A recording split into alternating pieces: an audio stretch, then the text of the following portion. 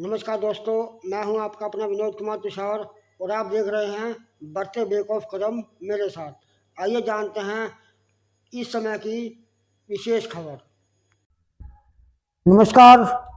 चंडीगढ़ के सेक्टर 25 से आज एक दिल दहला देने वाली घटना सामने आई है। परिवार वालों का आरोप है कि लड़के पक्ष के लोगों ने उनकी लड़की को जान से मारा है। इस पूरे मामले की जो जांच है फिलहाल पुलिस कर रही है।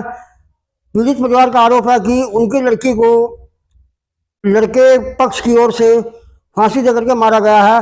फिलहाल जो जांच है वो भी चल रही है और जो पीड़ित परिवार है उसका रो रो करके बुरा हाल है।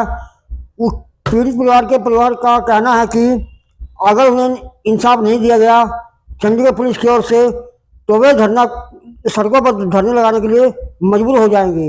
आइए देखते हैं, सुनते हैं इस पीड़ित परिवार की क्या है कहानी।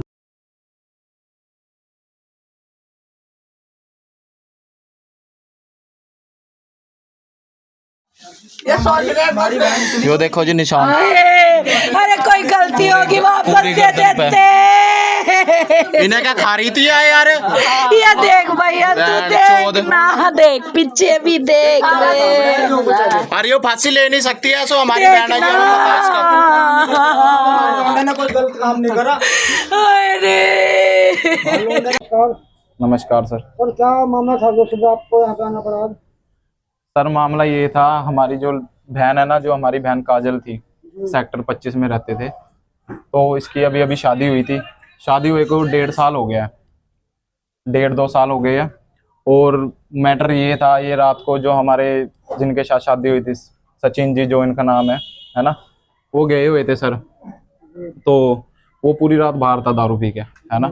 तो शाम के टाइम और रात के टाइम इनको सुबह के टाइम फोन आया कि भाई ऐसे ऐसे बात तुम्हारी बहन के साथ होगी कि हम उसको पीजीआई लेकर जा रहे हैं। तो जो ये मेरे भाई यार थे, ये फ़ोन पर उनके साथ पीजीआई सेक्टर गए, देखने गए उनको। फिर ये गए उनके पास 16 में, वे 16 में भी नहीं मिले, पीजीआई में भी। फिर ये आए घर पर, इन्होंने कहा हमने पीजीआई में ईसीजी करवाई है, इनकी रिपोर्ट आई है, इनको आया साइलेंट अटैक।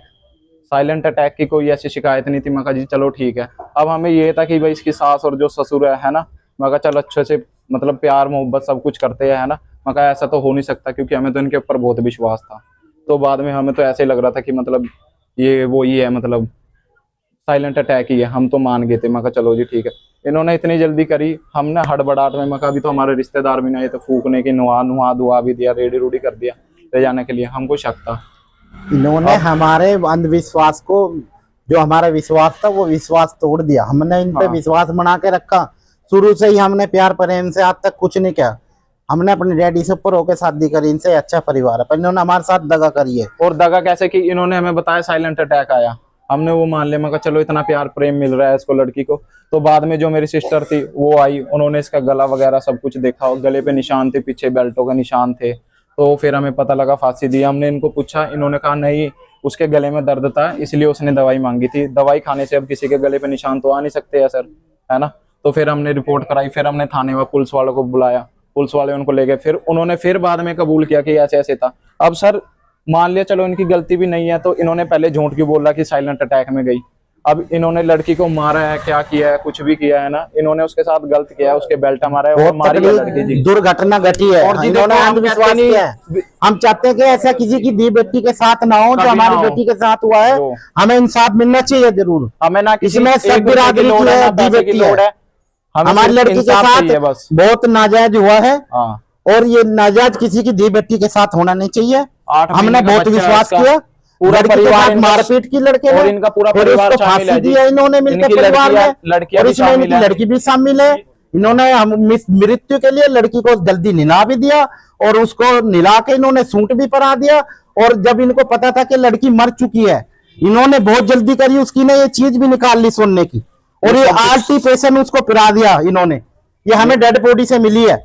जिसके घर में मौत हो जाती है उसको चीज निकालने का होश नहीं होता कि मैं चीज निकाल रहा हूं।